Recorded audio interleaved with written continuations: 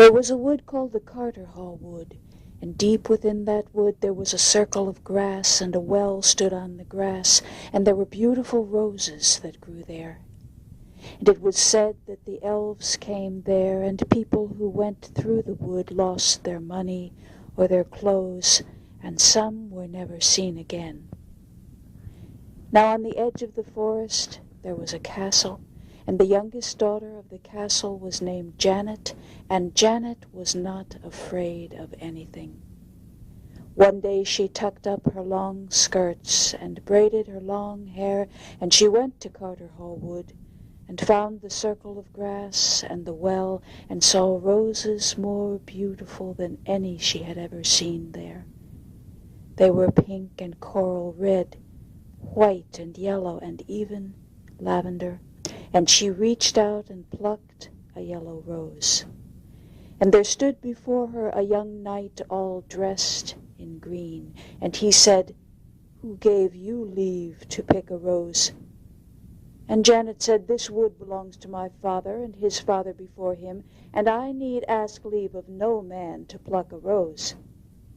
And the knight laughed and said, "Well, I am no man, for I am the elven knight Tamlin." And Janet and Tamlin sat together upon the grass, and she found that his voice was sweet, and his touch was even sweeter, and the hours went by, and she did not want to leave. But finally she got up and ran back to her father's castle. Now the summer went by, and her father began to speak of marrying her to one of the knights of the castle. And so Janet tucked up her long skirts and braided her long hair, and ran back to Carter Hall Wood, and came to the circle of grass and the well, and she reached out and she plucked a white rose. And Tamlin stood before her. And she told him how her father wished to marry her to a knight of the castle. And he said, "I once was a mortal knight, but I passed through Carter Hall Wood, and the Queen of the Elves saw me, and she cast a spell upon me, and I have been here ever since. But if I were human again, Janet, I would marry you." "Is there no way that that can be?" asked Janet. "Aye, there's a way," said Tamlin. "Tonight is Halloween night, and all the wild things will be out riding. And if you like, you must come out from the castle and hide behind the trees at Miles Cross where the stream is. And you must wait until the moon rises high in the sky. Can you do that, Janet?" "Aye, I can do that." "More you must do," he said. "For you will see the elven host coming. First you will hear their horses, and then you will see the horses of black and brown and white, white as milk, and the elven host riding upon them. And you will see the elven queen herself riding upon a white horse, and beside her I will be.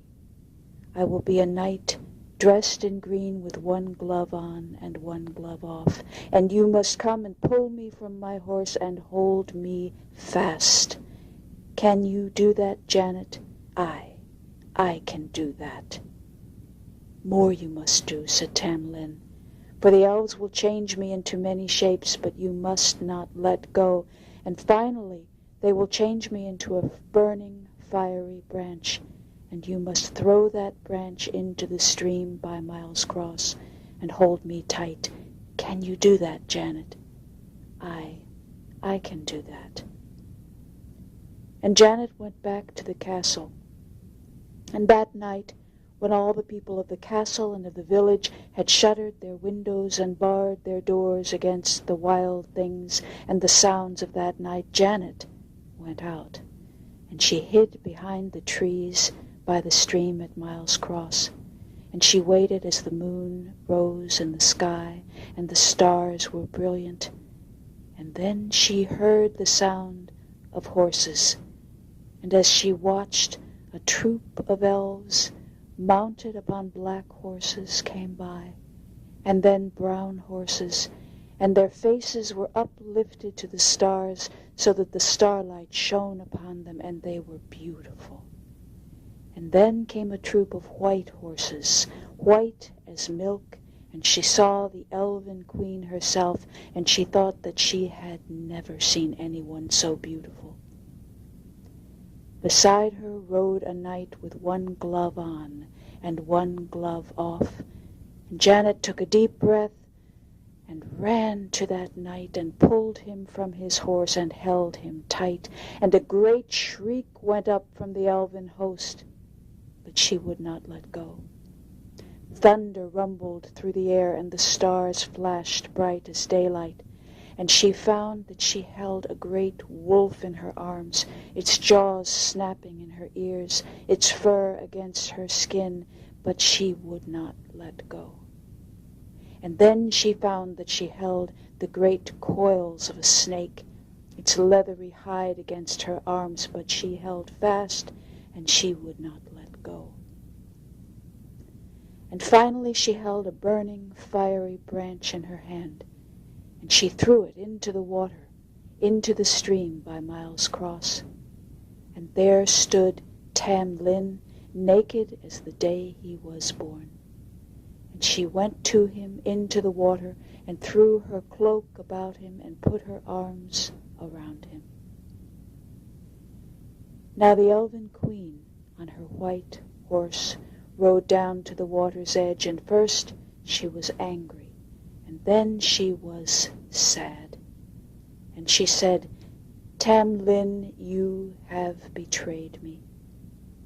And she turned and rode upon her horse, joining the rest of the elven host on their white horses, their brown horses, and their black horses. They rode off through the trees until one could no longer see them. But Janet and Tamlin went back to her father's castle.